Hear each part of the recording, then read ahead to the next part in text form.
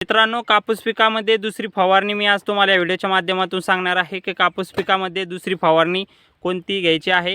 तर तेच आपण आज या व्हिडिओच्या माध्यमातून सांगणार आहे, त्यामुळे व्हिडिओ हा शेवटपर्यंत पाहण्याचा प्रयत्न करा। तर मित्रांनो नमस्कार, मी महेश सावंत, तुम्ही बघत आहात रॉयल शेती। तर मित्रांनो, कापूस पिकामध्ये दुसरी फवारणी घेताना त्यामध्ये आपल्याला साधारणतः 45 ते 50 दिवसाला आपली दुसरी फवारणी जी आहे तर ती जाणार आहे। या काळामध्ये कापूस पिकामध्ये आपल्याला फुटव्यांची संख्या जास्तीत जास्त होण्यासाठी, त्याचबरोबर वाढ चांगली होण्यासाठी, एखाद्या जागी जर आपल्याला पातं दिसलं तर पातेची संख्या जास्तीत जास्त होण्यासाठी त्यामध्ये मित्रांनो आपल्याला फवारणी घेणे गरजेचे आहे। त्या हिशोबाने आपल्याला फवारणी घेणे गरजेचे आहे। मग मित्रांनो, ती फवारणी कोणती घ्यायची तर तेच तुम्हाला आता पुढे जाऊन सांगणार आहे।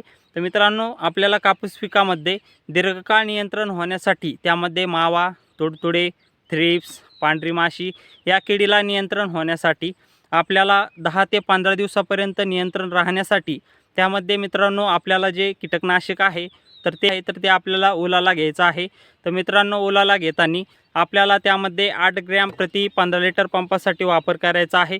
ढगाळ वातावरण असेल तर त्यामध्ये एक बुरशीनाशक घेणे गरजेचे आहे। मग बुरशीनाशकामध्ये आपण त्यामध्ये साध्यातलं साधं साप पावडर घेऊ शकता किंवा त्यामध्ये रेडोमिल गोल्ड आपण घेऊ शकता। साप पावडर घेतलं तर ते 30 ग्रॅम घ्यायचं आहे। त्यामध्ये रेडोमिल गोल्ड घेतलं तरी आपल्याला 30 ग्रॅम प्रति 15 लिटर पंपासाठी वापर करायचा आहे। त्याचबरोबर मित्रांनो, आपल्याला कापूस पिकामध्ये फुटव्यांची संख्या जास्तीत जास्त होण्यासाठी, पात्याची संख्या जास्तीत जास्त वाढण्यासाठी मित्रांनो त्यामध्ये आपल्यामध्ये बायोविटा एक्स हे टॉनिक घ्यायचं आहे। मित्रांनो, हे आपण 40 ml प्रति 15 लिटर पंपासाठी वापरायचं आहे। किंवा मित्रांनो, आपल्याला त्यामध्ये जे टाटा बहार आहे तर मित्रांनो हे टाटा बहार आपल्याला त्यामध्ये 30 ml प्रति 15 लिटर पंपासाठी वापरायचं आहे। मित्रांनो, या दोन्ही टॉनिकमधलं कोणतंही एक टॉनिक घेऊन आपण त्यामध्ये फवारणी करू शकता, ज्यामुळे आपल्याला कापूस पिकामध्ये जास्तीत जास्त फुटव्यांची संख्या, पात्याची संख्या आणि वाढ तिथे झालेली आपल्याला दिसून येणार आहे। त्याचबरोबर मित्रांनो, या सोबतीला आपल्याला जे टाटा बहार आहे किंवा आपल्याला बायोविटा एक्स आहे तर याला सोबतीसाठी मित्रांनो आपल्याला कापूस पिकामध्ये जे विद्राव्य खत आहे तर ते सुद्धा घेणे गरजेचे आहे। मग विद्राव्य खत कोणतं घ्यायचं तर विद्राव्य खत घेताना 1261 हे ग्रेड आपल्याला घ्यायचं आहे। यामुळे मित्रांनो आपल्याला कापूस पिकामध्ये फुटव्यांची संख्या जास्तीत जास्त होणार आहे।